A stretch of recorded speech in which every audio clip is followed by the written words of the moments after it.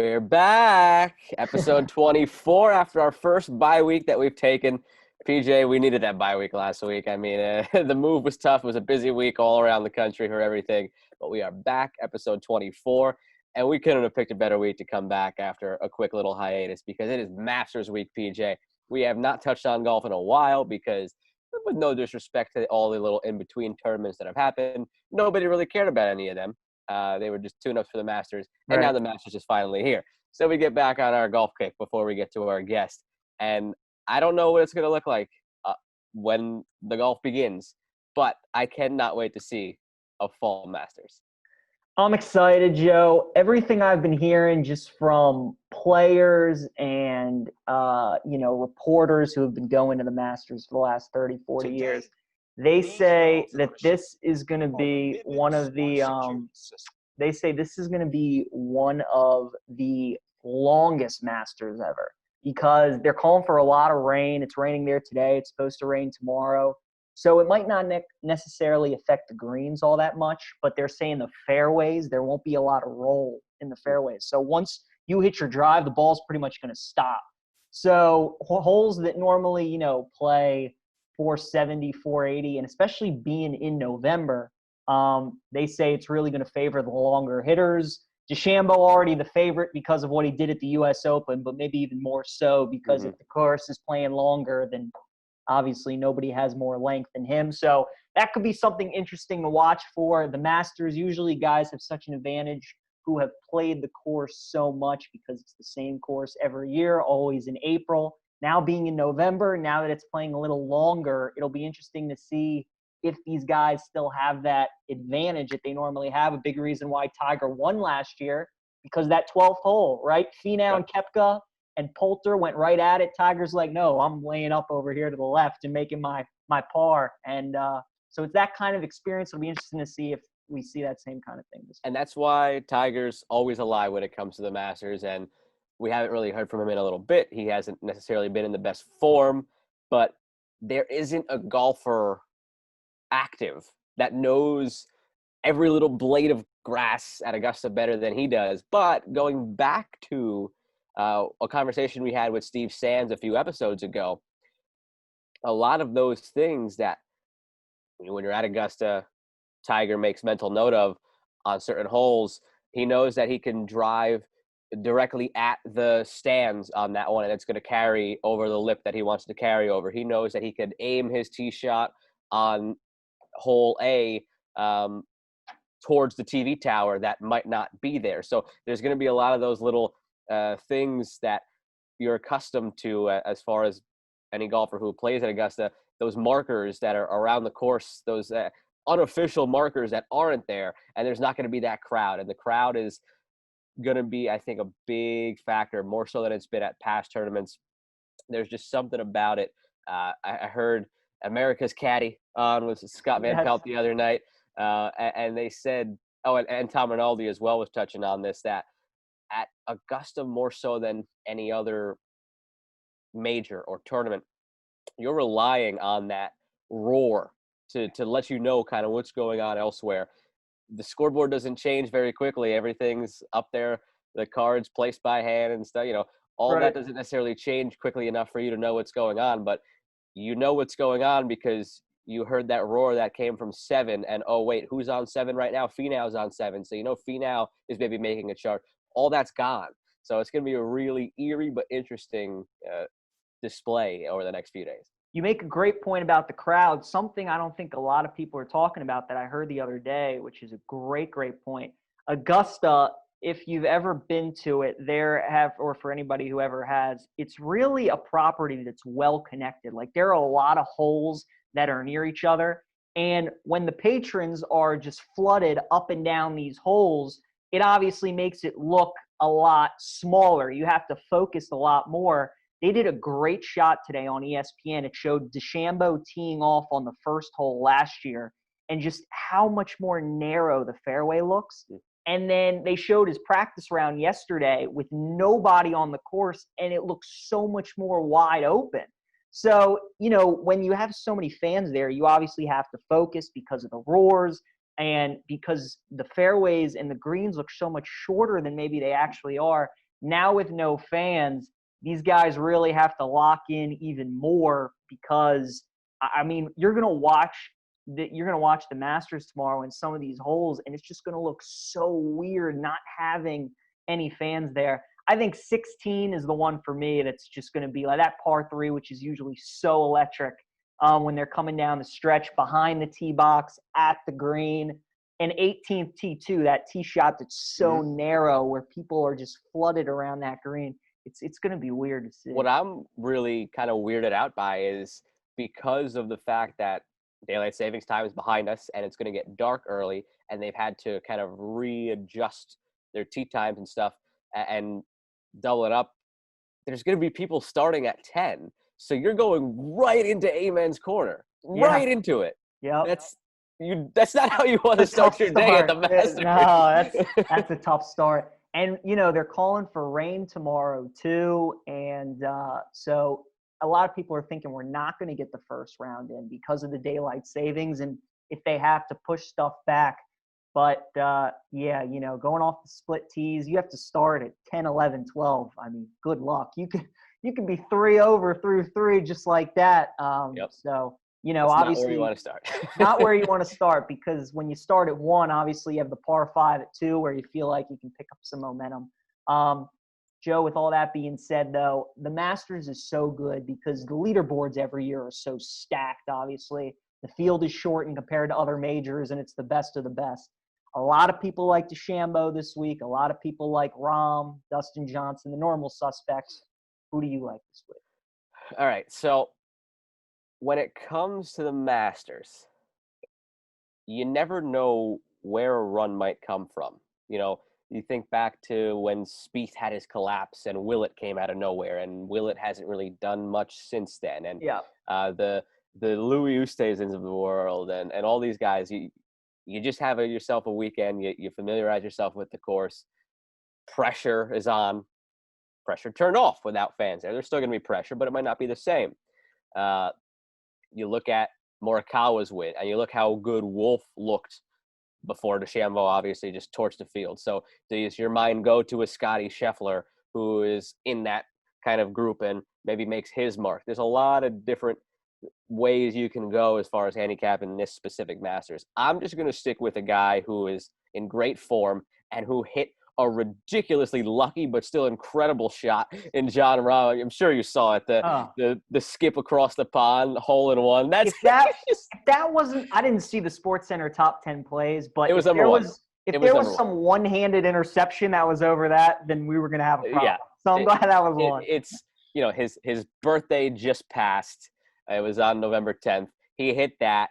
He's in great form. I mentioned those kind of in-between tournaments that have started to kind of happen since the U.S. Open. Now the Zozo Championship, the CJ Cup.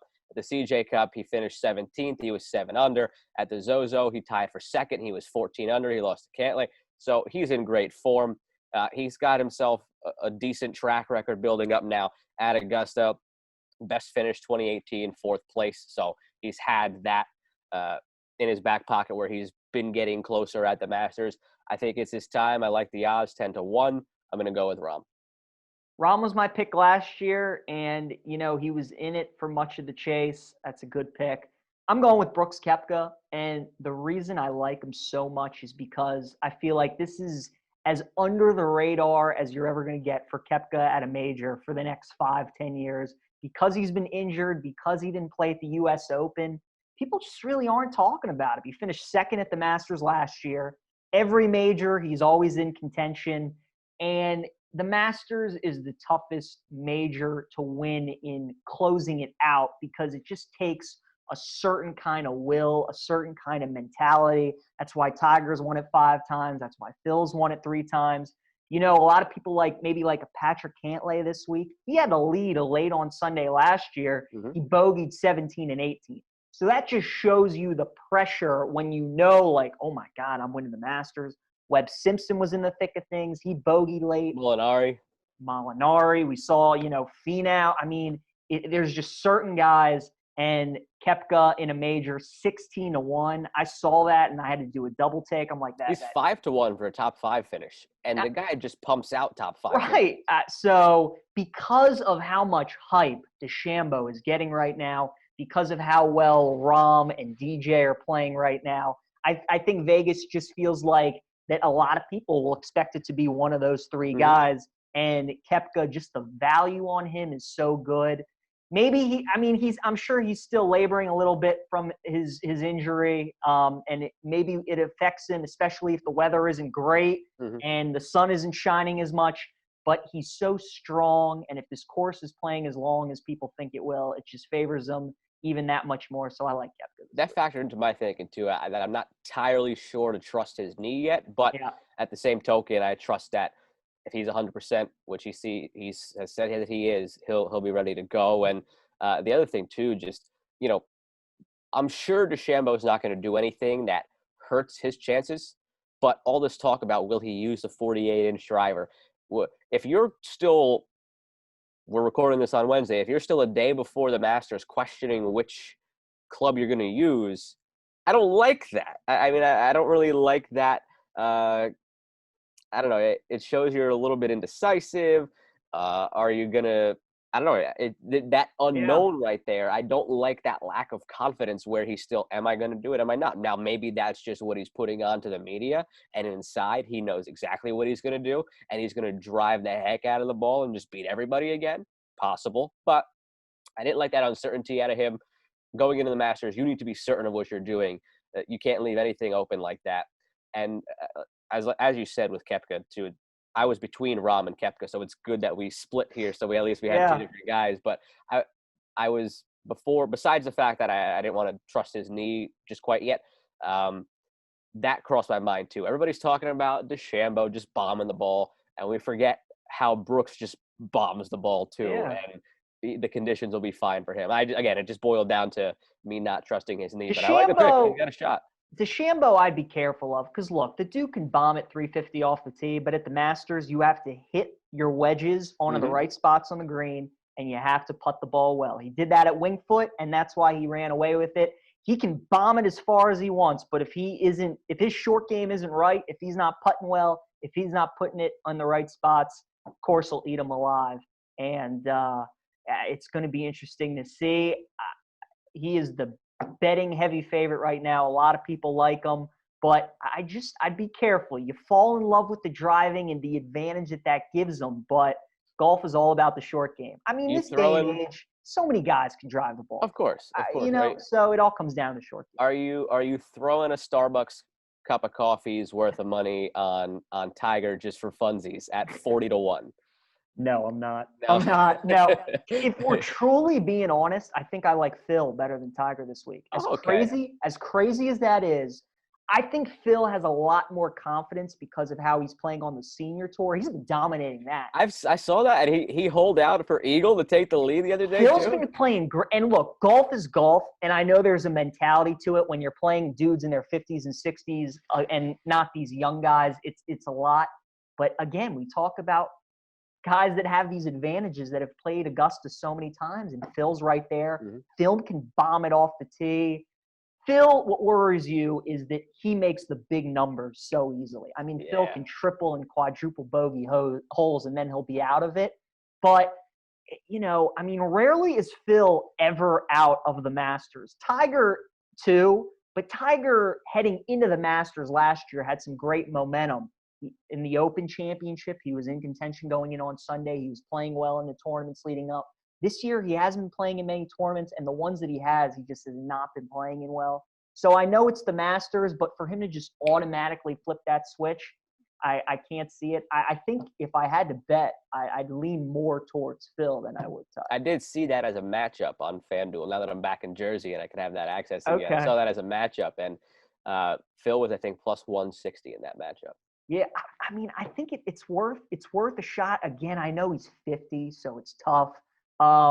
But even Tiger, I mean, don't you think there's some letdown from winning last year? If he gets off to a bad start, maybe to himself he thinks, well, at least I won it last year, right? I Tell you I what, got my though. green jacket. I'll tell you what, I'd maybe take a futures bet on Tiger to win the Spring Masters when it's back on normal schedule, because you're giving him a chance to see it again now. You're giving him a couple months to kind of ramp back up, and then you're back there where we're supposed to be, hopefully in April. So that's a good call. Yeah, I don't like that it's in November for him. I don't like that he hasn't been playing well and he hasn't been playing a lot. And there's just so many guys that are hot right now. And they lowered the cut as well. It's top 50 now. So, Tiger's gonna have to play well. Man, it's gonna be fun to watch because the Masters, all the big names are always in it, and that's what makes it great. And we talk about plenty more Masters with our guest for the week, Michael Jenkins. Here is that interview. So thrilled to be joined this week by TV personality and co-host of the DC Bet and Book podcast, our good friend Michael Jenkins. Jenks, so good to see you. Thanks for being here. How's everything going? It's going good, man. I'm trying to get this weirdo setup that I've got to look like a pumpkin here, but it's going all right, man. I'm just trying to survive like everyone else, and things are going well, but at least I have a little sports betting to keep things interesting, you know? Absolutely. That's all we can kind of do right now is stay alive and figure out what action game we're going to pick this week, right? Oh, yeah. Did you see the ending last night to that one game where they faked Western Michigan? Fake spike, Western Michigan. Ridiculous. Unbelievable. Yeah. That was classic Maction. That was classic. That's exactly what I was going to say. Classic Maction. So definitely a lot of college football, NFL to get to. But before we get to any of that, Masters week, I'm wearing a hoodie. It's raining and like 50 outside, and the leaves are orange, and I'm watching the Masters. Who's your pick to win this week? Oh man, I don't know. I'm gonna ride the DeChambeau train here and see if I was reading about. I mean, we all know that he just drives all over the place. Not all over the place, but his length is unbelievable. So it's really about whether or not he can get it done when it comes to a short game. And I'm interested about him maybe using this, ridiculously long driver. And this is sort of what Tiger did back in the day, right? He was so long off the tee that by the time he needed to lay up, he was using pitching wedges just to get to the green. So it's such a huge advantage. And I feel like, especially at the Masters, I remember back in the day, they actually had to lengthen the course, they had to Tiger-proof it because he was just so good and so long off the tee. So I'm going to roll with him because, some of the pressure's on him. He keeps talking a big game. Doesn't necessarily win, but this is his time. Let's see if he can actually drive that course as long as he intends to, and then use that short game to bring home a green jacket. Yeah, outside of Tiger, I can't really remember a time where there's been this much anticipation surrounding a golfer coming into the Masters. So it's going to be interesting to see what he does. Jenks, we know you love college football. We want to talk it with you. Now, looking back to last week, we had two big games. We had Florida, Georgia. We had Notre Dame, Clemson. Were you more impressed with Florida's win or with Notre Dame's win? Ooh, that's a good question. I think it would be easy to say Notre Dame, but when you have DJ Uwe, wait, I'll make sure I get this right. DJ Uwe Angalale, quarterback, as talented as he is, and he is definitely talented. I just feel like there would be a difference if Trevor Lawrence were in that situation. And don't get me wrong, Notre Dame was unbelievable, but it took double overtime against a backup quarterback to sort of pull that out. Even though it was a hell of a win. For me, it was Georgia, or Florida, I should say, because going into that game, that Georgia defense was just, one of the best defenses in the country. That a top 10 unit, and even Florida falling down 2 touchdowns for them to rally like that and then dominate the rest of the way, to me, was so much more impressive because in the end, it just wasn't close. It was the margin of victory that got me. If they pull it out, maybe I wouldn't have been as impressed, but the Gators dominating like they did was really impressive to me. Now, both teams obviously moved up in the standings with their win, but Bama is the new number 1. Are the Crimson Tide the team to beat for you right now in college football? I think so, and so much of that to me goes back to coaching. I mean, maybe Notre Dame gets in there. It looks like they will now. And Brian Kelly is a great head coach, and certainly maybe Clemson finds another way, and Dabo's done it before. But for me, when you look at this Alabama squad, they lost Jalen Waddle, so that's a huge blow, but they have so many athletes on that team. And when you talk about, getting to this point in the season when, guys are sort of getting to the point where they're getting better and the rankings are shaking out, I always defer to the better head coach if we're talking head-to-head. So for me, to have a guy like Nick Saban who's been in this position before, being number 1, mid to late in the season and getting ready to be a part of the playoff, that's just kind of part of his DNA now, which is incredible. So I would lean Alabama, just because of that experience. All right, Jenks, time to start getting to some numbers and some picks here. All right, let's do it. Along with Bama, there's 5 other top 10 teams, that are on the road this Bama week. now, yeah. Besides before they got canceled. So besides Bama, there were 5 other top 10 teams on the road this week. Who should be on upset alert? Who should be on upset alert? I would say Miami. You know, I mean, it's amazing that they are underdogs at Virginia Tech. So if you look, I mean, that's one of those games I'm not going to bet it because that line is really, really fishy because bettors are going to jump all over Miami. And they may very well win that game. That's one of those classic spots where you look and say, I got a top 10 team with one loss. That only loss was to Clemson, and I'm getting points. Oh, I'm all over the Hurricanes. But Vegas knows exactly what it's doing. So I wouldn't be surprised if Virginia Tech, which, you know, has been up and down this season, lost to Liberty last week. But they have the talent. There's a reason why they're the favorites in this game in Blacksburg. So that Miami needs to be careful. This is a spot for them where they can absolutely come out there with a loss. And that was such a wild ending. I'm sure you guys saw it with the blocked field goal return touchdown. Why are we icing a college kicker on a 59-yard field goal? Right. That makes no sense. Only bad things could happen with that one. And it was a great story, too. I saw the Liberty kicker. He started in college, then had a bad hip injury, went away for a few years, came back. So it was a whole nice story around it. One of those little things that just out of nowhere pops up during the college football season. Now, one of the big things that's popped up, obviously, this year in the college football season is COVID, and Wisconsin hasn't played in a while because of it. Yeah. I think a lot of people thought Wisconsin-Michigan this week would have been a top 10 matchup by the time we got here. But with all the uncertainty around Wisconsin, with Jim Harbaugh having one foot out the door to my Jets, who do you like in this one with Wisconsin now favored -4 after it opened up, Michigan -3? Okay, so let me ask you this. You're a Jets guy? Are you okay? I am. I'm great. We're doing exactly what we're supposed to do for Trevor Lawrence right now. You would be you would be surprised how many guests ask the same thing. Are you a Jets fan? Are you okay? Why would you do that to yourself? I keep asking myself the same question, but look, hey, quick aside, $100 million in cap space, bevy of draft picks, Trevor Lawrence, and a new head coach. Joe Douglas, all of his draft picks have hit so far. Arrow's pointing up, and it can't go any lower than it is, so it's only pointing up.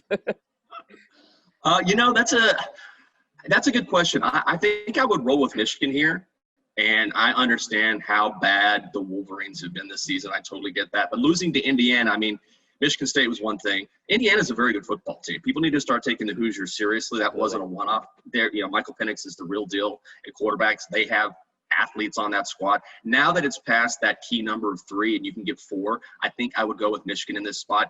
Michigan still has talent. Harbaugh has disappointed in Ann Arbor, but the line has moved too much for me where now I think there's value on the other side. And also Wisconsin, you know, they've been beset by COVID and they're not quite sure who they're going to start at quarterback. They haven't quite let that information out yet because one or both of those guys have been affected by the virus. So when you're not sure who's going to go in and be your guy because of something like that, and you're getting more than 3 points with Michigan, I would side with the Wolverines here. Now, Jenks, I know you love the group of 5 teams. We got 4 left who are undefeated. We talked about Liberty. Coastal Carolina has been an unbelievable story. And then BYU and Cincinnati are a couple of top 10 teams. Of those 4, who do you like the best? And then who do you think has the best shot at maybe getting into the playoff? I think the best shot is probably Cincinnati just because of their schedule, which has been tougher of all of those teams just by virtue of the conference that they're in, and they've been really impressive. And I think if anyone can crash the party, it's them. But BYU is the team that impresses me the most. You know, Zach Wilson gets all of the hype, and he's really talented. He's a legitimate NFL prospect. But the thing that always stands out to me when you look at the Cougars is they have a top 10 defense. Now, their schedule has not been great. I mean, it's you know, they whipped up on Boise State, but outside of that, they really haven't played anyone. But still, the numbers are the numbers this far, and when you have a talented guy like that who is sort of a dark horse Heisman Trophy candidate, he's not going to win, but he's been that good, and then you couple that with a strong defense, I really like BYU the way they play football. I'm glad you talked about Wilson because in the NFL draft this upcoming year, Lawrence and Fields, they'll be the top 2 quarterbacks taken. But after that, there's a lot of discussion. Do you go Wilson? Do you go Trey Lance, Mac Jones, Kyle Trask? Who would you take as your 3rd quarterback after Lawrence and Fields? Oh, man, that's – you know, the tough thing about this is then you have to sort of go into the system, right? Like Kyle Trask is unbelievable how much of that has to do with the system that he's in. But also he's playing against the SEC. Zach Wilson put up amazing numbers, but, you know, 3 weeks ago they were beating Texas State. So Jones or Trask, I would probably lean towards just because the level of competition is so much higher, and especially Trask, because I mean he's dominating SEC defenses. So to me, and it's not like Dan Mullen is Steve Spurrier. It's just Trask is that good. So I think I would probably lean towards him. But this is where scouts get paid, right? Like you have to acknowledge, okay, these guys are all good in different conferences. How do they fare individually? What's their mental makeup? That's a really good question. I would lean Trask, but that's a tough one. And the other thing too here, Trask. You look at who his coach is, you look at the list of other guys at quarterback who have come from Mullen, and you start to maybe say, all right, maybe we lean this guy because of that as well. Mm-hmm. So that's obviously something with Daniel Jones and the Giants because of his previous coaching ties. That's something that weighs on the minds of scouts as well. So I think you might see – I agree. I think you might see Trask start to kind of inch above the others for that reason more so than anything else. And – now, as we wait to see all these guys make it to the pros next year, the rookie class in the NFL right now is kind of balling out between Burrow, Herbert, now Tua. Of those three guys, who would be your pick if you were starting a franchise? I'd go with Burrow. I understand that Justin Herbert has been, unbelievable, and I think he surprised everyone because we knew he had a big arm, but we didn't know if, he would be very inconsistent at times at Oregon, even though we knew he had the NFL, measurables. But Joe Burrow, to me, like from the outset, is just he's a natural leader. Guys respond to him, and it's only a matter of time before I think since he gets more weapons around him, and he's just absolutely unbelievable. And he's been everything everyone expected. I mean, just imagine the run that he's had at LSU, and then you're the number one pick, and all that pressure. And despite all that, he's met or exceeded expectations. And I just remember, some quarterbacks have an it factor where guys just rally around them. Like Jared Goff is a guy who, he'll put up some numbers from time to time, but I don't feel like the Rams played for Jared Goff. He just doesn't inspire anyone. Whereas look at Joe Burrow. I remember the first touchdown he scored, and I mean his O-line, everyone was right there because he was the guy. And you could tell, man, these guys are already all in on Joe Burrow. And that's one of those things that you can't really quantify, but long-term means a lot because obviously you want your quarterback to be a leader. So I love Joe Burrow. So maybe a better question than Burrow aside, your choice between Tua and Herbert may be the better question. I just don't think we have enough body of evidence on Tua. Tua might be the better guy, but we just haven't. He's slowly integrating himself into the offense, and so I would say Herbert right now, just because he looks all world. This guy looks like he's ready to go, and he's going to have a great career. I would go Herbert right now, but with Tua, we just don't know yet. We just haven't seen enough from him, especially because they don't need him to do much right now. They can ease him into the system because that Dolphins defense has been so good. They play each other this week, so yep, you can see it right. Yeah, we'll find out. The Dolphins play the Chargers this week, so we'll see. And the Dolphins are sneaking into that playoff picture in the AFC. We'll get more into the AFC playoff picture in a moment, but for now, the NFC playoff picture, we just saw the Saints do on Saturday night against the Bucs. Yeah. Are the Saints the team to beat? I know the NFC, we've seen the Saints look like the team, and the Packers look like the team, and then the Bucs kill the Packers, and the Bucs look like the team, and it's like the whole, right. You're on the pin board, like taping the yarn to each one and trying to like figure out the investigation. The conspiracy theory of it all. Who's who in the NFC? Right. Are the Saints now the team on top firmly to beat? Yeah, I think they are, and they haven't been healthy. Finally they're starting to get Michael Thomas back into the offense, and I know there's been a lot of talk about Drew Brees and whether or not he's washed. But the Saints are still motivated. They've been so close the past 2 or 3 years, and they just have not been able to get over the hump. One was a bad call, or whatever it is. They have just struggled to get finally to that Super Bowl. I still think they have that in them. And that defense, as we saw, is a lot better than people anticipated. And this isn't recency bias. It's not like I saw that game against the Bucs. It was like, oh, now I like the Saints. They've quietly, even before that game, I love the Saints in that game and got them at 3.5. I just thought they're being disrespected because you look into Tom Brady's eyes and you get mesmerized with everything he can do. And he's a hell of a quarterback. That Bucs defense is for real. But people have been sleeping on the Saints because of all the attention on the Bucs. And with a guy like Sean Payton, who has certainly been there before, along with Drew Brees, I think right now they're the team to beat. And then in the AFC, the only undefeated team left in football, the Steelers. How much did you take away from that Cowboys game? It was a pretty predictable kind of, layup spot after they played the Titans and the Ravens, and then you get Dallas. Would they still be your favorite out of the AFC, or you still like the Chiefs?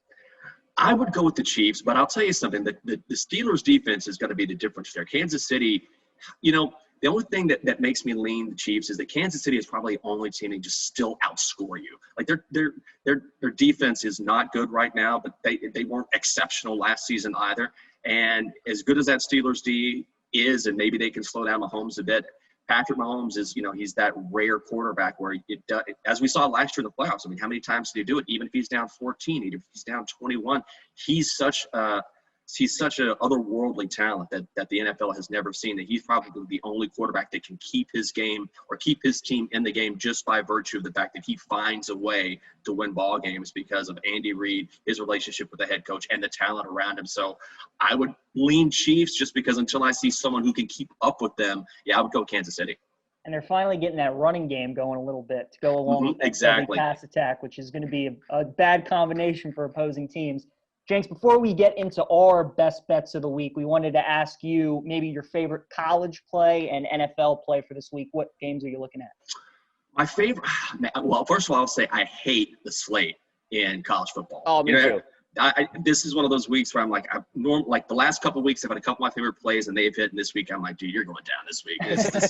This is I think if you can get it at 3, I like Iowa on Friday night laying 3 against Minnesota. Both of them are coming off their first wins of the season, and they both want to run the ball. But the one thing that I saw that really stood out to me is that Iowa has the best rushing defense in the Big Ten. Minnesota has the worst. So for two teams that want to rush the football, and Minnesota does have the Baltimore kid, Ibrahim, who's the top rusher in the country. However, when you're talking about two teams that want to rush, I'm going to roll with the defense that has done a better job of stopping that on that side of the ball. So I'm going to go with the Hawkeyes. If you can get it at 3, if you want to start inching past that 3 number and you get that 3.5, that hook always scares me. So I'm going to lay the 3 with the Hawkeyes this week.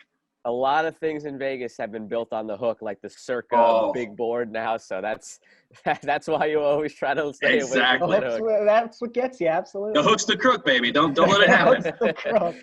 All right, so this is where we usually do our segment called the Swift 7, where it's just 7 rapid-fire questions. We've adjusted it pending the guest, and for you, we wanted to make it our best bet. So PJ and I every week have been competing. Neither of us are doing phenomenally here. So far, he's 21-24. I'm 20-25. So we're in the hole a little bit here. We're going to go pick for pick. I'll give mine. He'll give his. You give a little reaction. And then at the end, I want you to tell us which of us you'd be more comfortable saying is going to have the better week of the two of us this week. Maybe your answer is we're both going to have terrible weeks. So that's a perfectly acceptable answer too. But I'll start it off. I like the Titans tonight. Pick them against the Colts. This is one of those where I haven't looked at the numbers. The Titans are in a spot where I think they are going to remind people who they are. And, so, they drubbed the Bills. They're a team that has been perceived to be a contender. They made the AFC title game last year. I think the Colts they've looked so weak in so many games. And Phillip Rivers, I can't trust Phillip Rivers at all this year. At home, Thursday night, I like the Titans in this one. I'm with you there. PJ, are you going to give your pick here? I want to make sure both of you guys go back and forth here. Well, actually, I had the Colts for later on as one of my best bets. So I'll just say that one now. I like Indy tonight. I think the line is telling you a lot. The fact that it's a pick 'em, I think, tells you that Vegas thinks that the Colts are the better team. They have the second best run defense in the NFL, so that messes well with Henry. And you look at the Titans at home this season against divisional opponents. They beat Jacksonville by 3, and they beat Houston in overtime. So they haven't been dominating teams at home like they should be, two of the worst teams in football in their division. The Colts, after a home loss, a big game like this, I think they play well tonight, and I think they get the win. All right, very good. I would lean Titans here. Just I'm a big believer in Derrick Henry and as good. But you're right. There's a reason why it's a big one. The Colts are a top 5 defense across the board. Doesn't matter the category that you look at. But I would roll with Derrick Henry wearing them down slowly and just getting the win. I feel like in that annual Titans-Jaguars Thursday night game that everybody hated, Derrick Henry and the Titans would always dominate, and that's kind of on my mind too. Like, it's just they love that Thursday night. You get that Thursday night 99-yard Derrick Henry touchdown almost all the time too. So I like the Titans tonight. On to the next. Now, I like situations sometimes, and now maybe this is like what you said before. You look in those Tom Brady eyes and you get mesmerized. But the Bucs are coming off of barely beating the Giants, losing to the Saints. Everybody kind of is falling in love with the Panthers covering and being close in games. The number's only 5.5. I think the Bucs win this game by a touchdown, so I go with the Bucs minus 5.5. I'm with you on that. I agree with that. I think that Tom Brady, it's funny. Go back to week 1 when he went out against the Saints. They get through a pick 6 in that game, or at least had some bad interceptions. He was not good against the Saints. What happened? He got motivated the next week and came out and proved, all right, I had a bad game. I'm not done yet. So this is a nice spot for Tom Brady to show he's not washed, even though he had an awful game on Monday night. So even though Teddy Bridgewater, by the way, is a covering machine. I mean, he covers. Very much so. It's unbelievable. Yeah. Teddy covers, but I agree with you here. I'm with you on Tom. My number 5 pick, Jenks, is Arkansas plus 17.5 against Florida. Ooh. And I love the spot for the Hogs because Florida finally got over that Georgia hump. They know that game is so big in the SEC East every year. And I love the Felipe Franks revenge factor. Obviously, he played at Florida. He's going back to the swamp. So Arkansas is a good team. They're 3-3. They should have won that game down at Auburn. They got hosed on that one. 4-2. Kyle Pitts might not play for Florida, pound for pound, one of the best players in the country. I just think 17.5 is too many points, so I would go with the Hogs on the road.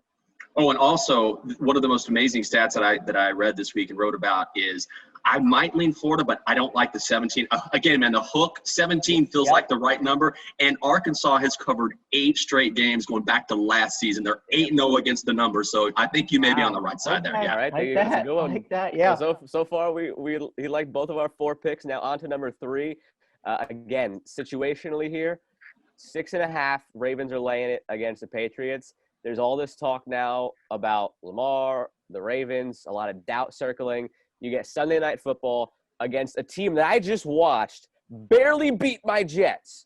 Barely beat my Jets. We move the ball at will against them. Only 6.5.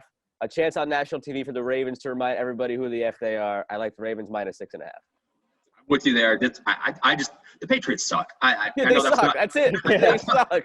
That's not brilliant analysis, and I understand Belichick is still there, but Cam Newton just looks washed to me, and I feel bad. He took so much punishment early in his career, and that happens to guys. I mean, once their body just doesn't respond anymore, they're just different players, especially when you're a guy who's, early on liked to run the football, and he's just not the same player. The Patriots just aren't the same team, and again, you're under that key number of 7. That's a touchdown for the Ravens. I love it. Jenks, my next best bet is I don't love the team, but I love the number and the spot. I'm going Michigan State plus 7.5 versus Indiana. This line kind of stinks a little bit because I feel like a lot of people think Indiana's the second best team in the Big Ten, but I love the sandwich spot. Indiana just got off that win against Michigan, a team they haven't beaten in 30 years. You look at who they play next week, it's Ohio State. I think there's going to be a lot of look ahead. Michigan State just got blown out by Iowa, but East Lansing – early afternoon could be a funny little spot. I think it's an ugly, low-scoring game. And the fact I'm getting it at the key number again, 7.5, they can lose by a touchdown. I like the Spartans. I'm not just trying to agree with both of you, but I think you're right. It's like, he likes every single bet. But I have not looked at this game much, but this is what I know about Michigan State is that, I always like to look at spots where, people have that recency bias. They saw something recent and they're like, whoa, man, this, look at Michigan State. They got crushed by Iowa last week. They're going to get destroyed. Well, Michigan State is also the same team that lost to Rutgers and they came back and beat Michigan outright. So I think that line is too inflated because of that. Michigan State is better than they showed against the Hawkeyes. And again, sandwich spot for Indiana. The hook is going to be your friend here. So I'm on the Spartans as well. I like that play. If there's one of my 5 that I don't love this week, but I don't know, maybe I was suckered into it, it's this one. Seahawks Rams over 55.5. The Seahawks can't defend the 3 of us, and the Rams, on the other hand, have also shown some weakness. I mean, look at what the Dolphins did to them. Granted, the Dolphins had some fluky defensive touchdowns in that game, but the Rams aren't great. The Seahawks defense is on a pace to be historically bad, to give up more passing yards, I think by like 600 than the current record is, which was a Packers team from a few years ago. So they are just absolutely god-awful. I like over 55.5 in this one. Whenever I look at totals, whenever I'm thinking about a total in a game, I try to go to that game, give myself my own score prediction, and then if the total – when I look at it, like blind resume, when I then look at it, if it's more than 7 away from what my score prediction was, I like that total. And when I looked at this one, I said this is like 34-30 Seahawks, which is 64. That gives me 8-point buffer. So that's why I went with that one. I'm actually laying the 1.5 with the Rams. I love this spot. The last time people saw Jared Goff, he was garbage against Miami. And I was on the Rams in that game because it was Tua's debut. And I thought, man, first game for a rookie, he's going to line up against Aaron Donald. It's not going to be pretty. And Tua was good enough in that game while Jared Goff just kept throwing away the football. But now you've had 2 weeks, and I'm a big proponent of teams that have 2 weeks to prepare, especially under Sean McVay. So coming off a loss, Sean McVay is 8-1 in his last 9 against the spread. So he really thrives in spots like this. And you mentioned it, man, that the Seahawks defense gives up more yardage than any defense in the NFL. I'm laying the points with the Rams. That's one of my favorite bets this week. I like the Rams. That's a good play. My next best bet, one we've already talked about, Virginia Tech -2.5, because how are they favored? Right. It's one of those lines. People are going to see the number 9 ranked team in the country as an underdog, and they're going to jump all over it, especially when Virginia Tech was laying a huge number last week against a ranked team and lost the game outright. So I think people are going to look at that, and they're going to be like, this team isn't that good. But trust Vegas on this one. Miami just struggled on the road against NC State. They were lucky to win that game. High-scoring game, shootout. But I think the Hokies cover, and that 2.5 number, if they win by a field goal, you're a winner. So I like the Hokies. I agree. People are going to say Miami getting points, dude. Virginia Tech, they just lost to Liberty. You can just hear it, and maybe we'll be wrong. I mean, sometimes the public side is the right side, as we all know. Sports betting is not easy, but I love that pick. I'm on the Hokies too. That line did not make sense from the jump. Nope. All right, 5th of my 5, and this is just I have totally hitched. I think this is going to decide it, man. This is going to be the decider for me. Okay. All right. I've totally hitched my wagon to this team, partly because my friend is a GA for them, partly because they're just rolling and it's incredible and fun to watch. Coastal Carolina laying the 10 at Troy, and I am totally on that train. And here's the thing. From the question we talked about earlier, of the group of 5 teams, who has a chance to sneak in, all of them are going to have to win with style points, have to do it with style points to leave that impression and have a chance. So I see 10. I'm looking at maybe at worst a push, but I'm looking at a Coastal Carolina 34-13 game here against a Troy team that I don't think is that great. Oh, dude, I already laid that with Coastal. I love that play as well. Now, it's inched up in some spots over 10, so the money's coming in on Coastal. And I think it opened earlier in the week, I believe a little over 7. I wish I'd gotten it there. Yeah. So that line's bounced up 3 or 4 points. But Coastal Carolina has a legitimate defense, and Georgia Southern is not a good football team. I think they win by at least 2 touchdowns. Coastal's a real team. I mean, they are really good. They are really, really good. My number 1 play of the week is just all about value and line movement. I like the Bears +2.5 on Monday night against the Vikings, and I'll tell you why. When the look-ahead line came out for this game, the Bears were favored by 2.5. All that happened between last week and this week were the Bears as 7-point underdogs, lost as 6-point underdogs, lost by 7 to Tennessee. And then Minnesota, who was favored by 4.5 against Detroit, won by a couple touchdowns. But I think because of how Dalvin Cook's running the football, because I think the Bears are kind of turning into the team we thought they would be, now everybody's sort of on the Vikings. But the fact that line moved 5 whole points, I love the value with the Bears at home. And we know Minnesota, you stop Dalvin Cook, you got a real good shot at winning games against them. And Kirk Cousins, it's Monday Night Football. Here we go again. And the Bears defense, they pressure him, and I think he's just going to cause turnovers.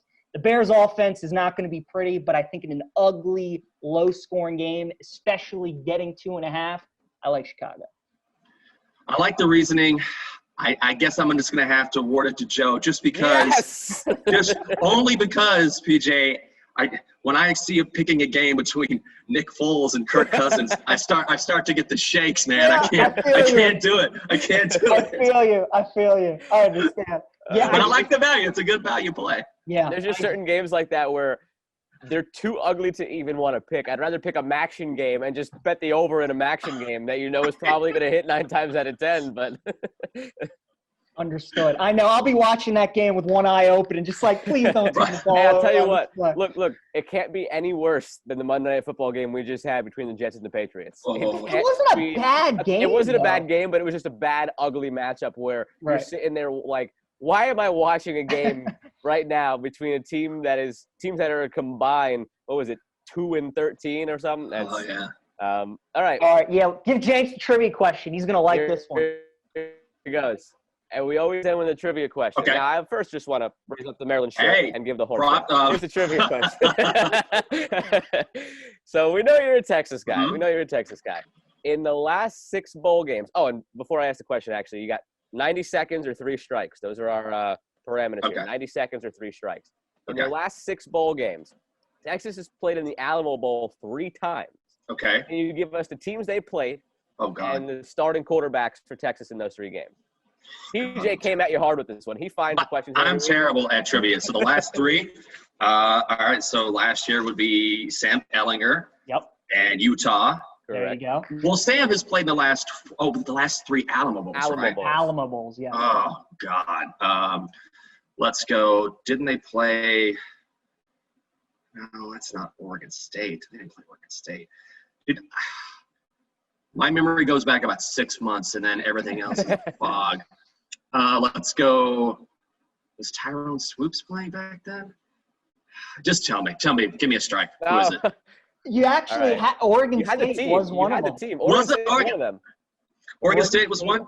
Yep, they were in 2012, and their brothers in the Civil War. Oregon was the other one. Oh, Oregon. Oh, God. Case was the quarterback against Oregon. Do you remember the year before Case against Oregon State, who was quarterback? Before Case, was it – gosh, I came after right before Case. Who do we have? God, it was such a terrible – just tell me who it is. David Ash. Oh, David Ash. David just couldn't stay healthy. He was talented, but David would play like 3 games and get a concussion and be out. Yeah, that's right. Oh, man. Those are good trivia questions. David Ash. Yeah, I forgot that Case McCoy was quarterback. I remember you had the McCoy brothers and the Shipley brothers. It was Jackson and Jordan and Case and Cole. Exactly. Yep. That was like the big joke for a while. Hey, did you know these guys are roommates? Like you heard that like a million times, like on the telecast forever. And Case, the only thing Case was not a great quarterback, but he did get the final one against Texas A&M, so that's like his one claim to fame. There you go. And now the storyline that gets beaten into the ground is I feel like every time I watch a Texas game now, I see the picture of Sam when he was like 3 years old in the Texas jersey with the horns. I think I've seen that in every single every single one. So when there's some time, it's like run that Ellinger video. That's it. Jenks, well, you got a great weekend. We got Masters, college football, NFL. Let me ask you before we let you go, if you could have your complete pick, like 2 sports that if you could line them up back to back, any event, what would it be? Like March Madness and the Rose Bowl, or? I'm going to be a weird guy. It would probably be college football and hockey for me. Yeah, and it's weird because, college football has always been my greatest passion. But then I got here to D.C. and I started covering hockey and just, fell in love with it. And I couldn't – sometimes I step back because when I first got here, I had to pretend like I liked hockey because I didn't know anything about it. When I was in Texas, we did not have hockey. When I graduated from high school, that's the year. I'm dating myself, but that's when the North Stars came from Minnesota to Dallas and became the Stars. So that was I didn't know anything about it. So I came here. I'm having to learn things about the sport, and I just acted like I was a fan. But then in the process of doing that, then I became like a massive fan. Pulled in. I got pulled in, and so, even during the playoffs, I would go into, find a socially distant place somewhere around here. I'm like, I got to watch the Stanley Cup playoffs. And I get mad. I'm like, you got 20 TVs. You can't give me one? And that makes I'm like, you're the guy asking about hockey. That's you. Yeah, I love hockey. I absolutely do. People that don't like it, I'm like, go watch a Canucks-Flames Stanley Cup playoff game and try not to enjoy it. Yep. Just try. Totally. The iconic Jenks drinking on the air, Capitals. Yeah, right. Got totally sucked in. That's when I was officially sucked in completely. That was it. Awesome. Well, Jenks, we really appreciate you joining us. Enjoy your weekend. Thanks for all your insight, and hopefully we all win some money this week. Absolutely. Thanks for having me, guys. It's been a real pleasure. Thank you. Yep. Thank you. Once again, that was Michael Jenkins of the DC Sports Book and Bet podcast. Joe, we got Travis and Jenks on the pod. It was great having Jenks on because he loves college football. He really knows the sport. I was a little bummed that, we had this on the calendar. We've been waiting for this week. Masters, all the college football. And now, half the college football slate was canceled. But you know what? It's still great to have had him on and all that we were able to get to with him. That dream doubleheader of Masters Saturday, Bama LSU, that's gone. Maryland, Ohio State. Joe, that was the most excited I've been looking forward to a Maryland game in a long time. Me too. They were probably going to get killed, but the way they played against Penn State, you just wanted to see that offense against a real defense like that. It was the perfect spot for the Terps. Penn State 0-2. You just had a feeling they just were like, our season's over. We have nothing to play for. Give the Terps credit, though, because they whooped their ass from start to finish. Tylua and Raheem Jarrett is going Raheem looks incredible. I mean, I had high hopes for him. A 5-star flip from what is slowly becoming wide receiver U at LSU. Yeah. To flip from them to Maryland, that's unheard of. But he did it, and he's living up to it as a true freshman. And I just can't wait to keep watching him. I mean, I want more. I know. And Raheem, like I want more. I was looking forward to this week, but like you said, it's too. I know. So that game's canceled. We got Auburn, Mississippi State, Texas A&M, Tennessee. The SEC is just COVID. SEC is decimated. There was supposed to be a 7-game slate this week. That is down to 3. Georgia, Mizzou, as we said, canceled. Texas A&M, Tennessee, canceled. Auburn, Mississippi State, canceled. Bama, LSU, canceled. As of now, Arkansas, Florida, South Carolina, Ole Miss, and then Vanderbilt, Kentucky. Right. 3 games for now that have survived for now. Sure. And as you heard in the interview, Arkansas is one of my best bets this week. So might have to be changing that if that game gets canceled as well. Yep. There were 2 big results, though, this past weekend in college football, Joe. Obviously, Notre Dame beating Clemson and Florida beating Georgia. I asked Jenks which team he was more impressed by. Which team were you more impressed with getting that victory? So I was more impressed with Notre Dame. Now, yes, Clemson didn't have Trevor Lawrence, but DJ Uiagalelei is also a star in the making. And he is part of the reason, besides the fact that I think it's a given that Trevor Lawrence is coming out and there's no reason for him to go back to school. I don't know if he can go back to school where he turns around and he sees DJ Uiagalelei playing the way he's playing. I don't know if you can go back. And I don't know if Dabo Swinney wants him to come back because DJ might want to transfer if that's the case and not sit under Lawrence for another year. So if he was eligible to come out, he would be the 3rd quarterback in the draft this year behind Fields and Lawrence. I truly believe that. I believe that. I believe that. I would believe that. So all that was made about, they don't have Lawrence, this or that. It doesn't move the needle for me. There wasn't much of a drop off. I'm not saying that they are better. I'm not saying that they're even the same, but the drop off isn't ginormous. Right. There's something to be said still about the command that Trevor Lawrence has out there, the leadership that he brings out there, and there's still just you watch him, and it's like when we were watching Andrew Luck at Stanford. There's just a whole nother level to his game. But raw ability, Uiagalelei is there. So there wasn't a massive drop-off. So that's why hats off to Notre Dame, and especially with the way the game played out, they could have easily laid down and died after Book fumbled into the end zone touchback. They could have easily laid down and died when Clemson took the late lead. They could have easily laid down and died when Clemson scored on the first play, ended up being the second play of the first overtime because we had that 7-minute review and then SNL got pushed back and it became 2021 in the process for how long it took. There were 7 reviews, whatever. So they scored right away in the first overtime. All that, and Notre Dame still came through. And what have we been saying for so long about Notre Dame? They beat up on their independent schedule. They get the win that looks good against USC or Michigan in that process, but they just can't beat the big team, and they can't do it when it counts. And now they're in the ACC. We've been waiting for them to join a conference, even if it's only for 1 year. They play Clemson. They're home against Clemson, and they beat Clemson. That's what impressed me the most. Georgia, I'm not sold on. We've seen it we've been waiting for JT to take over at quarterback. He hasn't. Maybe he's not fully healthy still, and they're not letting us on there. Stetson's okay. He's really – this team isn't what we thought it was going to be because he's holding it back. Yeah. So, and Florida, I think all season long, Florida hasn't really been quite getting the respect it deserves. They should have gotten more respect going into that game. And like LeBron said after the Lakers won the title, maybe they'll get their damn respect now. They deserve it. So I was impressed by it, but it wasn't nearly as impressive as knocking off Clemson. I mean, Georgia and Clemson aren't even in the same category this year. So definitely more impressed by Notre Dame. I'm with you. Notre Dame, you're just like, this is a spot that Clemson always excels in, regardless of who's playing quarterback. And this is a position where Notre Dame always falls in. And once Book fumbled, you're like, that's it. That's the dagger right there. As well as Notre Dame played up to that point, that was it. Clemson took the lead like they should have, and give Notre Dame credit. They converted a 4th down. They got a huge touchdown, sent it to OT, won it in OT.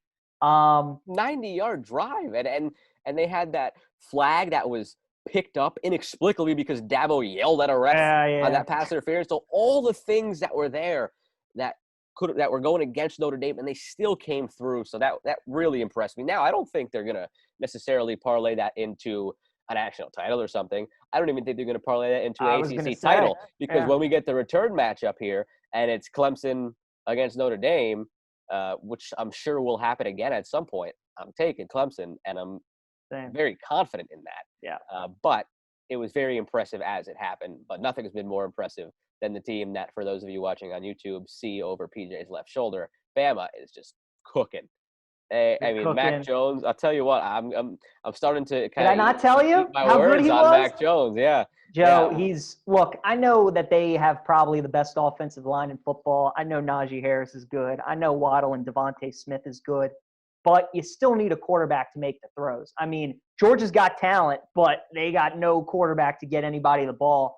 Mac's decision-making, Joe, I'm telling you this right now. If I'm the Indianapolis Colts, I am doing whatever I can to trade Mac Jones, because that's the quarterback that they clearly kind of want.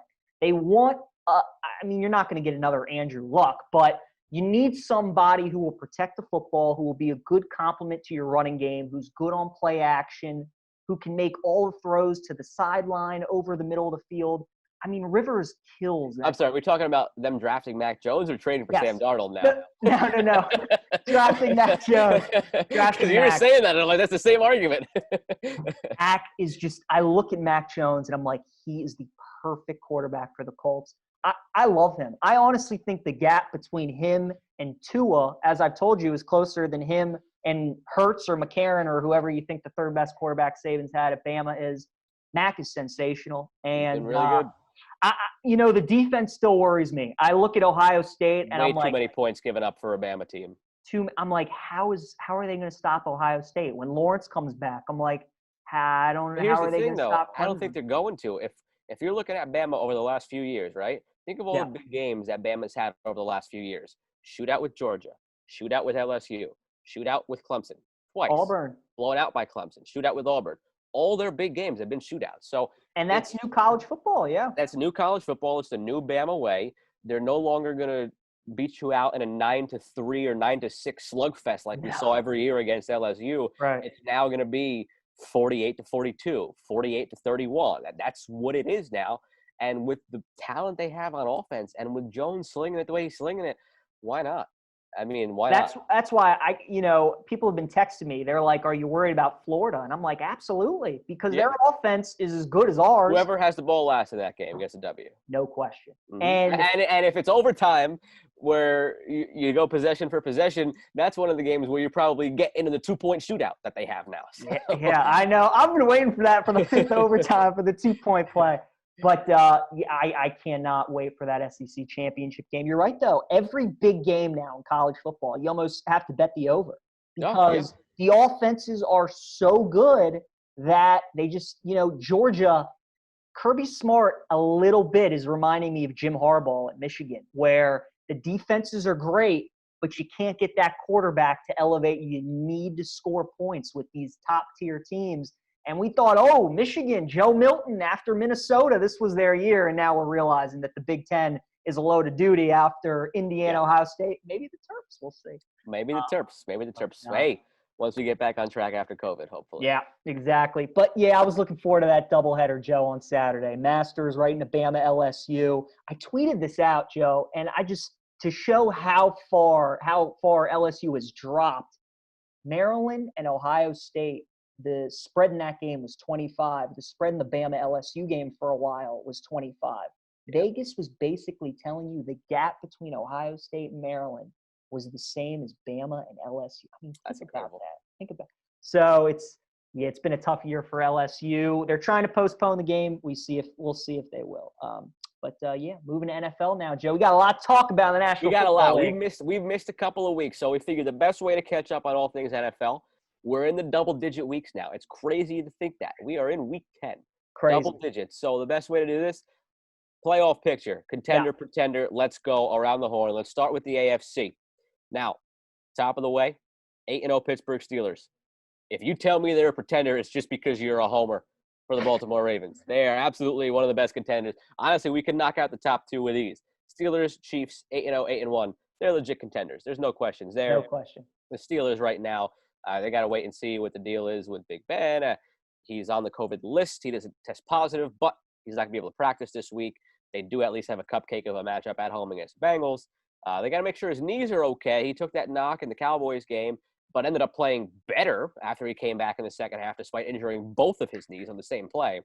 But right now the Steelers, best offensive line. They got a run game. They got a great complement of receivers. Their defense is the best in the league, and they got Big Ben looking like pre-elbow surgery Big Ben. The Chiefs, aside from ever since they lost to the Titans in the regular season last year, they are 17-1.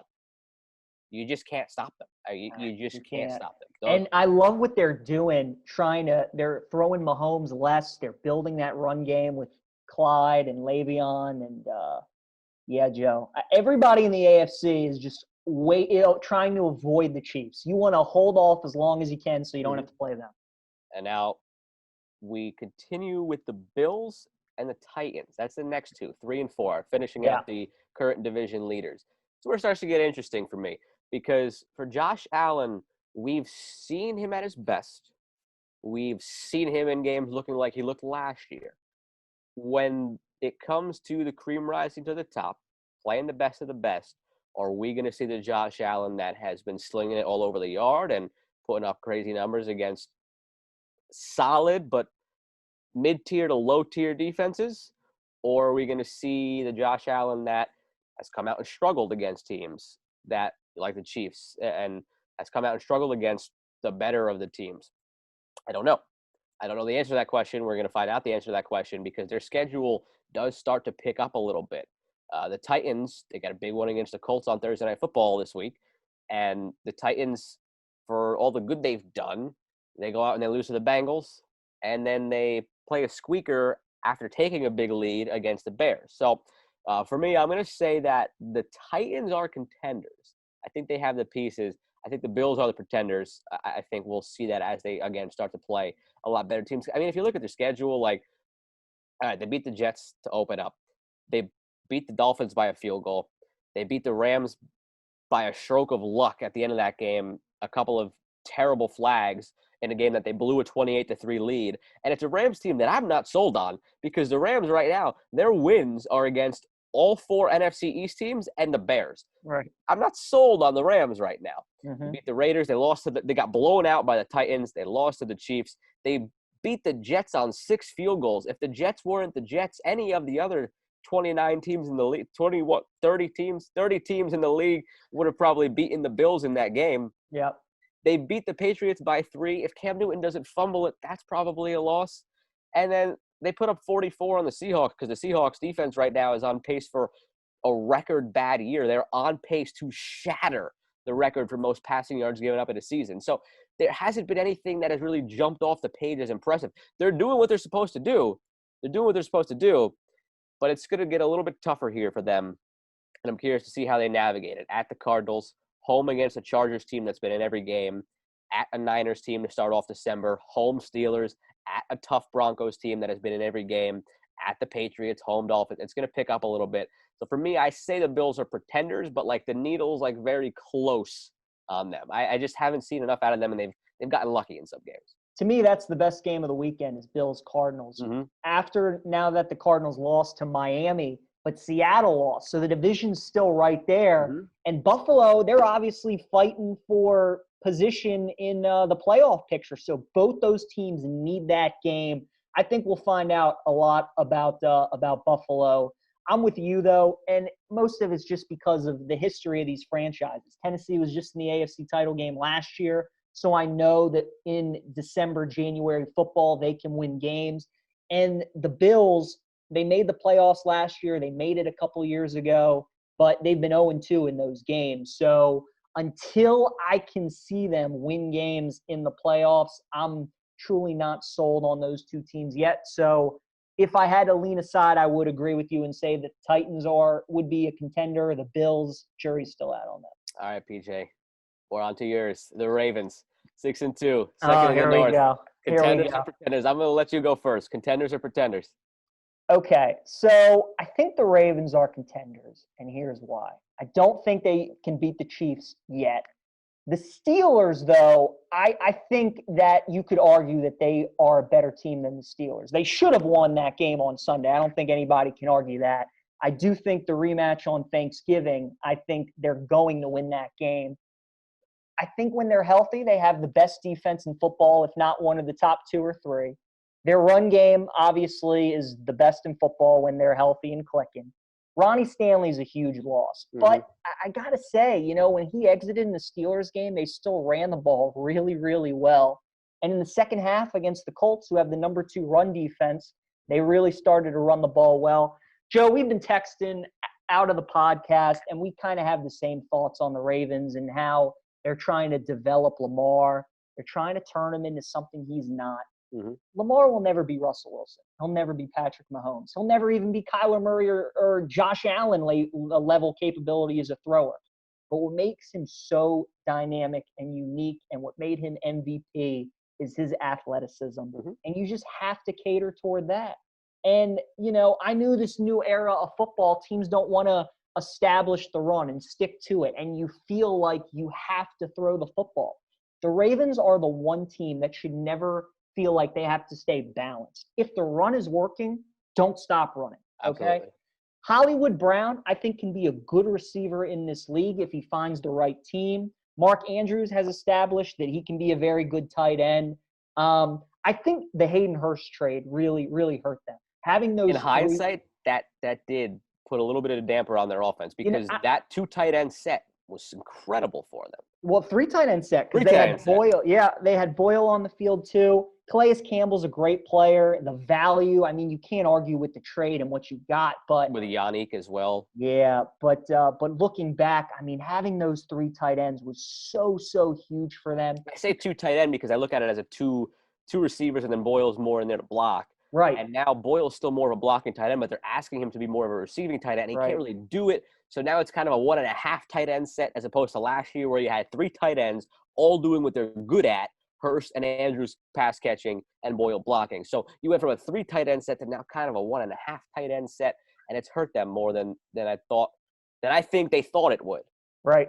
I still think they're a contender though because I agree. I think they can. I think they're better than Pittsburgh. I think they're even. I won't go that far. I think they're contenders. They're contenders absolutely. I agree with what you said. We were texting about this aside from the podcast where it's just a matter of they're trying to make Lamar become, like you said, just in the other mold of those guys and go along with the flow of the NFL, almost how like we were talking about before that Bama has kind of looked around the college football landscape and they're playing to be an offensive team now as opposed to a defensive juggernaut. So they're looking around them instead of just putting the blinders on and doing what they're good at. And it's costed them in the big games. And it was costing them in the first half against the Colts. They snapped out of it in the second half, but they were on their way to possibly being in another close one and losing that one as well. So if they are of the mindset of last year, they're legit contenders. If they start trying to push Lamar to be something he's not, they will fall into being pretenders because they just can't do it. We know what he is. He is elite, unanimous MVP if he's doing what he's supposed to do and is good at. If they try to do something else, things change. I don't think they're at as complete of a team as the Steelers, though. And yes, they should have won that game based on the ball control and stuff. But when it comes down to it, teams are, you could see in the way they're playing, teams aren't necessary. They're almost employing this sort of bend, don't break mentality against the Ravens. The Chiefs did it too. The Chiefs let them drive down the field a few times. You hold them to a situation where do they opt to go for it on 4th and short? Do they kick a field goal? So that's the MO teams are using now against the Ravens. And they got to figure that out. They got to figure out how to get over that hump now that teams are starting to kind of figure it out. You know, we point to the numbers. Sure, the numbers are still kind of there. They're not what they were last year, but they're kind of there. But the difference is the efficiency and scoring. It's not there because, again, teams are just treating them differently. And Lamar, again, in the biggest games against the biggest teams, like the argument we had a few weeks ago, he kind of reverts to a different version of himself. 3 fumbles, 2 lost, and 2 picks against the Steelers. You can't have that. You can't have that as you get into the games against the better teams. They're going to have plenty of opportunities, like you said, to continue to show themselves against the good teams. Now, I think they should stomp the Patriots this week. They just almost lost to the Jets. The Patriots are horrendous. Yeah, this is not the Patriots of the past. But the next 2 weeks after that, we will get a good barometer. I Home do against think the Titans, at the Steelers, back-to-back weeks. so. I actually think they're going to lose to the Titans, but I think they're going to beat the Steelers. I could see that look ahead. I agree with that logic. It's tough for either of these teams to sweep a season set, so I agree that they'll probably go ahead and squeak one out against the Steelers.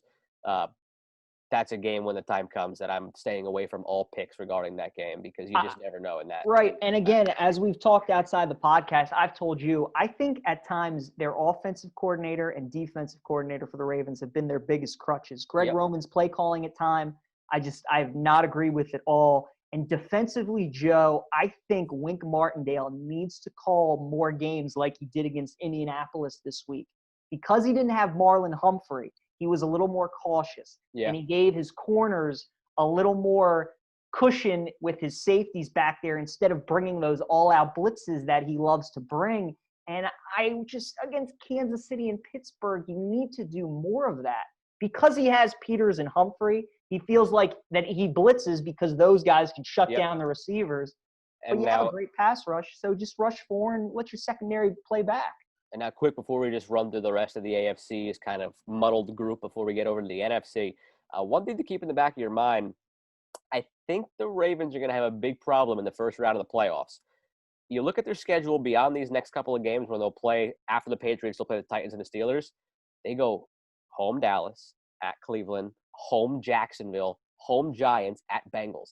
They don't have another test on their schedule. Nah. And the one thing that we've seen from the Ravens is they'll go through these games against the lesser teams where they can coast by them because they're just in a different tier. They coasted by Washington. They coasted by the Bengals. They clammed up a little bit against the Eagles, look ahead to the Steelers game. So they had those where they're not really kind of, iron sharpens iron, that whole thing. They're not really going up against great competition to kind of hone their craft, sharpen things, and get set for that, playing the best of the best. They have cupcake to end the season. And with the 7-team playoff format, they're going to probably find themselves on the road against the Bills or the Titans in the first round of the playoffs. And if there's a slip up somewhere from the Chiefs, they could even be playing the Chiefs in that first game. So unless they claw back and somehow get beyond the Steelers now with a 2-game separation between them, they're going to have a very tough matchup against teams that have shown the blueprint. The Titans beat them last year. The Bills gave them a fit last year. They can't beat the Chiefs. They're going to play one of those teams in the first round after 5 cupcakes where they haven't really been tested. So something to keep in the back of your mind that it could be setting up for another first-round exit. Now, that crop, let's run through it. Raiders, 5-3. Dolphins, 5-3. Browns, 5-3. Colts, 5-3. PJ, I'm just going to go out and say it. I think all these teams are pretenders. I think when it comes down to it, none of these teams would give a scare to any of the teams they'd match up with in the playoffs. The only one, the best chance out of all of them is the Colts. Okay. I think the Colts are the team where I think they will rise to the top of that pile and probably come in at about the 6 or 7 seed. I don't know that they'll overtake the Titans, and I think the Titans will put their stamp on the division with a win over the Colts on Thursday night. But the Colts, they could put it together because they have a good defense, because they have a good O-line, because they got a good veteran in Rivers, who isn't playing well at all. But when it comes down to it, maybe he kind of remembers who he is and puts it together. They've got 3 running backs who are looking good. So they have the pieces to give a team a scare in that first round. If it's the Colts as a 6 seed against a inexperienced 3-seeded Bills team, If it's a 6-seeded Colts team against a 3-seeded Titans team in a division matchup like that, they could give a scare. But none of those 4 teams, Vegas, Miami, Cleveland, Indy, are legit threats to make any sort of deep playoff run. Maybe they take a game in the first round. That's about it. I was going to ask you who you liked of the 5 and 3 teams. For me, I think it's Miami, honestly. Colts have the best roster, but I think Rivers just kills at They should start Rivers Brissett. I don't think they should start Brissett because we saw Brissett, and I don't think it's a better alternative. I think all they got to really do is just hope that Rivers starts to make better decisions and they can rely heavier on the run game. Taylor hasn't become what we thought he was going to become as quickly as we thought he was going to become that guy. Mm-hmm. So if he can start to put it together and look like the guy who dominated at Wisconsin, there could be some noise to be made out of Indianapolis. But all these teams, I don't really. Yeah. No, they're all pretenders. I just do like Miami though because of Brian Flores. I think he's the most underrated coach in football. He's fantastic. Best coach in the AFC East? Question mark. In the AFC. Right now. I mean, Belichick's still the best. He has nothing to work with. Yeah. Now, if you're going to ask who's better between McDermott and Flores, that's a good debate. I would give it to Flores though. I would agree. And it's not necessarily because of how Tua looks Sunday. It's how the defense is playing with Tua. It's the game plan with Tua. And notice how we didn't even mention Adam Gase in the equation. He's the best one. He's the best one.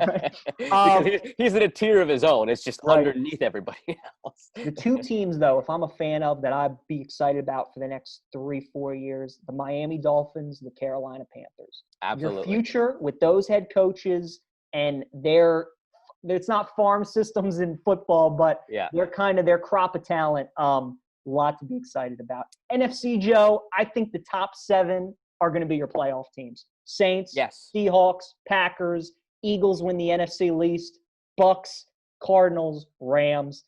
The Bears, great defense, but that offense is just god-awful. I think we've finally seen the separation point in the NFC. I think we were waiting to see, the Niners, what would they look like? Well, then all the injuries happened. Right. Yeah, they're done. The Bears, they're showing their true colors. Yes. I agree for the most part that those 7 teams are the 7 teams. If there's going to be one flip-flop, there's going to be one flip-flop. You're thinking what I'm thinking. If there's one flip-flop, it's the Vikings swapping with the Rams. That's my one that I'm looking at because Cook is playing MVP caliber right now at running back. This was a team that a lot of people were picking to win the NFC North. They couldn't put anything together the first few weeks. Some close, heartbreaking losses. They're starting to look like the team we thought they could be. Big win on the road against the Packers. Dominant win against the Lions. I think they pick up the win Monday night against the Bears. Then they're home against the Cowboys, home against the Panthers, home against the Jaguars. PJ, this is a 3-5 team.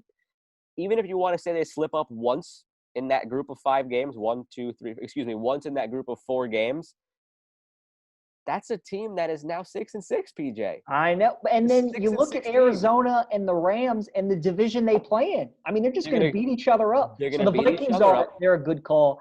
And Joe, the Falcons, God, the Cowboys game, the Bears game. If you just have, 2 of those games and you're right there. And this is when they always get hot.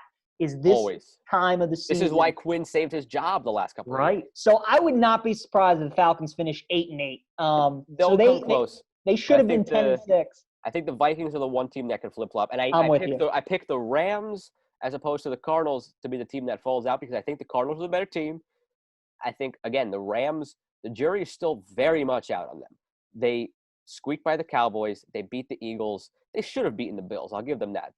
With the flags late in that game that were questionable, they probably should have beaten the Bills. Yeah. But then they beat the Giants by 8. They killed Washington, of course. They lost to a Niners team that was kind of decimated. They beat a Bears team, and then they lost to the Dolphins. So it's a team that, again, has only beaten the NFC least plus the Bears. That's not impressive. Right. That's not impressive. No, I'm with you. Do you this think week they probably lose to the Seahawks this week? Then they go at the Bucks on Monday night. So it's a team that is currently 5-3 and could very easily be 5-5. Now, like I said, I went through it. A few weeks from now, we could be looking at a 6-6 Vikings team the way their schedule sets up. We could be looking at a 5-5 Rams team. Now their next 2 games to get them on equal footing with the Vikings through 12 games. Their next 2 games after that are at the Cardinals, home of the Patriots. That looks to me like another split for the Rams. So we're looking at possibly both of those teams after December 10th being 6-6 and being tied. And I could very much see that happening. It could. After what you saw Sunday night, we asked this question to Jenks. Are the Saints the team to beat for you? I think so. I'm not saying anything with certainty in the NFC because everybody has at some point looked like that team, right? You said it when the Packers were looking great until they ran into the Bucs. And then after the Bucs did that to the Packers, we were like, oh, maybe it's the Bucs. And then the Seahawks have just continued to roll, and then they stumble against the Cardinals and then lose again on the road against the Bills. And in that same week, the Saints shellac the Bucs, and it's just a big circle of who actually is the best team. It's going to make for a really fun postseason. Yeah, Mike Thomas, I mean, that offense just immediately looked different with him. My reservation with the Saints, though, is while, yes, it looks very different with Michael Thomas and Drew Brees can still do damage in the short to intermediate game, he can't throw deep. He physically can't throw deep. And will that hurt them against the better teams? Yeah. I'm going to say that the Saints, Seahawks, Packers, Bucs are all legit contenders. Anyone else is a pretender for me. I agree. And I think those 7 teams, the only flip-flop is maybe the Vikings and the Rams. But it's going to make for an incredible couple weeks of the NFC playoffs. Arizona has the offense to knock somebody out. I don't think they can contend for a Super Bowl. But, man, Seattle's offense is just so damn good. And they're getting Carson back. See, they miss because they need that bruiser inside. DK Metcalf is the closest thing we've seen to Megatron. He doesn't look human on a football field. Absolutely. He's so large. And the Packers, they stop? You start looking at matchups. All right, the Bucs got Rojo and Fournette. The Seahawks have Carson. The Saints have Kamara. We've seen the Packers can't stop anybody's running back. Right. So you start getting into the matchup stand, and everybody's strength plays into an opponent's weakness and vice versa. The NFC playoffs are going to be phenomenal. It's going to be a great sprint to the finish. That's why we wanted to tackle the AFC first, because the AFC is more structured than the NFC. No doubt. But it's going to be really interesting. Yeah, I mean, both playoff. It's kind of right now the NFL is Kansas City, Pittsburgh is really good, and then you got like the Ravens, Saints, Seahawks, Packers, Bucs. I mean, that's really what it is. Maybe Titans, Bills in that mix, but and the MVP race too heating up because Rodgers is right there, Mahomes is right there. Wilson, after the last game and a half, has kind of taken a couple of steps back to the pack. Yeah, Mahomes is elevating a bit. I think Kamara should be up there because Kamara should be there when they were struggling. If the Vikings get dragged into the playoffs by Cook, he all of a sudden is in it. And there was a great moment in the Lions game against the Vikings the other day where they cut to a camera shot of Adrian Peterson reacting to a Dalvin Cook run, and there was just something so meta about that. Awesome. You have Adrian Peterson now on the Lions, watching Dalvin Cook for the Vikings do exactly what Adrian Peterson did a few years ago in Adrian Peterson's MVP season when he just dragged the dead carcass that was the team around him to the playoffs some way, somehow. And that's what Cook is now doing, and Peterson was there on the sideline to watch it and just kind of gave it a nod of approval. That was a really cool moment. That's awesome. That is really, really funny. All right, Joe, we did best bets with Jenks, so we'll get right in the trivia. We got a tie ball game. Or, excuse me, you're winning. I'm up. Don't shortchange me here, PJ. 10.5 to 9.5. You're right. You got it. You're on top. You've been hot the past couple weeks. I think I've been going easy on you. So this week made it a little bit tougher for you. Okay. I mean, there was no way I wasn't giving you a master's question. Absolutely. So, Joe, your question, just need 2 answers from you this week. But it's a tough one. So we'll see how well you know your golfers. There are 2 players inside the top 30 of the official world golf ranking that are not playing at the Masters. Not playing. That are not playing. Oh, I got no shot at this, but let's give it a roll. Whenever you are ready. All right. So, I got no shot at this. So Wanna just preface it by start saying that. naming some golfers, top Yeah, I'm 30. thinking, so here's the thing. Without any, there hasn't really been a big buildup, so I haven't paid attention to the rankings. So the top 30 isn't even something that's been on my mind. Now, I will say one of these guys you have picked to win when we were previewing golf. okay, He was Okay. hot early in the year when Gotcha. the restart. Gotcha. So, man, this is gonna be rough. The second guy, I'm pretty sure you've heard of. I mean, you should have heard. All right. Rankings wise, So you got 45 seconds left. But yeah, you only need it two. is. Oh, see here, it might be. I don't know if this will count or where he is in the rankings. Is Sergio one of them because of the positive He is COVID not. test? He is no, not. he is not. Okay. But that is good. No. All right, so it's not that. Nope. That was the first thing I thought 30 of. seconds, yeah. Oh gosh. That guy's not ranked that high. Oof. That's not playing. Oh, I got no shot. 10 I'm gonna fold. seconds. I'm gonna fold. I'm just You're gonna fold. Yeah. Okay. So Daniel Berger is one of them. Oh Number my 13. God. That's who I thought you were going to get is 13. The other one is 23, Victor Hovland. Oh, okay. I don't think I would. I didn't realize. So that's the thing. Like I've been so focused on looking at the odds for the week, top 10 guys. So I'm looking to play on, and I just haven't gone beyond that. So I wouldn't even notice that. But no, There was a big thing because Berger's ranked 13 in the world, Yeah. but he couldn't get exempt to get in. And then missed that. Hovland was the low am at the Masters last year, and he's not playing this year. So I thought maybe you had. No, that was a fair. That wasn't one of the ones where I'm like, PJ, come on now, like that's ridiculous. That was a fair question. Just totally blank because golf has not really been prevalent on the brain right now, but it will be. Yes. Starting this time. Well, again, we're recording on Wednesday, so starting this time tomorrow. Yep. On that couch with Georgia on my mind. PJ, my question for you. I knew you'd go golf, so I wanted to not both go golf. Yep. As I watched the Steve Cohen press conference yesterday, I just got so excited that everybody now is going to be a Met. And we have so much money to throw around. And Springer's going to get a big deal from the Mets, and Real Muto's going to get a sizable deal from the Mets, and they're going to trade for Frankie Lindor and give him a huge deal. Anyway, got me thinking. I want you to give me, of the top, see, one of them's a tie. Okay, so of the top 6 most lucrative contracts in MLB history from a free agent, so it doesn't include like a Trout extension, from a free agent. Gotcha. I want you to give me 5 of the 7. Again, it's technically 6 because 2 of them were the exact same contract. Right. 2 of them were the exact same deal. So there's 2 contracts that are tied for 6th. So there's 7. Yep. I want you to give me 5 of the 7 most lucrative free agent contracts in MLB history. And your time starts now. Stanton is one of them.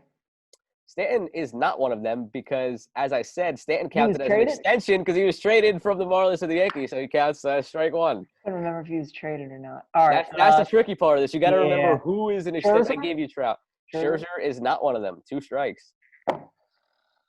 All right. Let's see. Mookie signed an extension. Trout signed an extension. I mean, A-Rod signed a massive deal. Did he get traded? David Price signed a massive deal. I'll go with those 2, A-Rod and David Price. A-Rod is correct. David Price is not. David Price is not, so that's it. Oh, you got me. that was the trick for this question. It was remembering who was an extension, who wasn't. I gave you Trout because you were obviously going to remember that Trout was an extension. Yeah, that was the key. Yeah, I lost, but let me see if I can get any more. Miguel Cabrera was an extension. Oh, Pujols?